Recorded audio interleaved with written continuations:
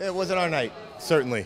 Thought we had 3 or 4 opportunities early, first 30 minutes of the game, and then from there, their movement. We knew they were a very good movement team. They knew they were a very good possession team. We didn't shift well enough, which created gaps, and they got a lot of opportunities coming through the middle.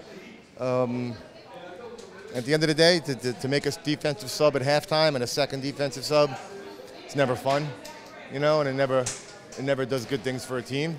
But we got to keep working, obviously. Right now, this is who we are. Right now, you know, on the road, if we lose big, we don't lose small. We lose big, you know. And we win big at home, 3-1 last week. A couple of grindouts at home. This is who we are right now. Well, I believe right now, it's 22% of teams, away teams, win in MLS. So it's not easy to win on the road. If you're asking me why that is, I could say but why would it be such a test disparity? Lose by a goal, lose a tie, something like that, that you'd be losing 2-3 goal games. Well, because when we do something, we do it big, I guess. We don't sit back, we don't do this. We get opened up because we're trying to apply pressure. And what's the difference between 1-0 loss and a 4-1 loss? 3 goals, you know, but it's still a loss.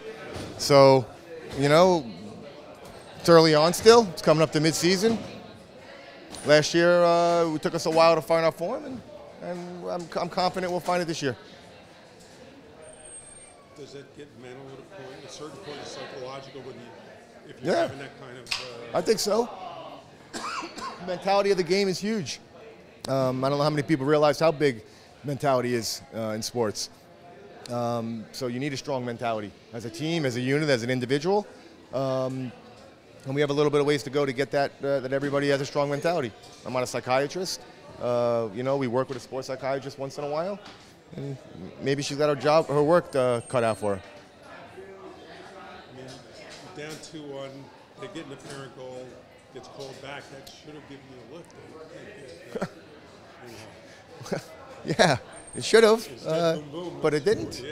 It should have, but it didn't. So, again, move on to next weekend, which is a big game in Seattle. You know, tough schedule right now. 3-game week next week, so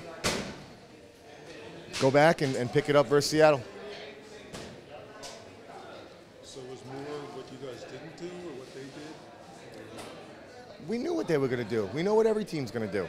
You know, it doesn't mean that you stop them. You know, we prepare pretty intensely, like I'm sure most teams do.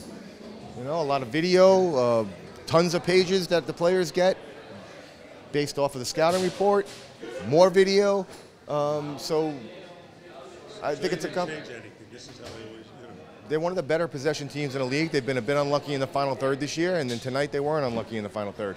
You know, I think it's a very good team out there, especially at home. I was very shocked to hear Jim Curtin booed when they announced his name. I don't follow Philadelphia Union, so I don't know if there's a backstory. But I've always liked the way Jim coached. And tonight they executed the game plan. It wasn't nothing much of a surprise. It was a surprise that many goals went in, perhaps. But you got to take your hat off sometimes and move on to the next one.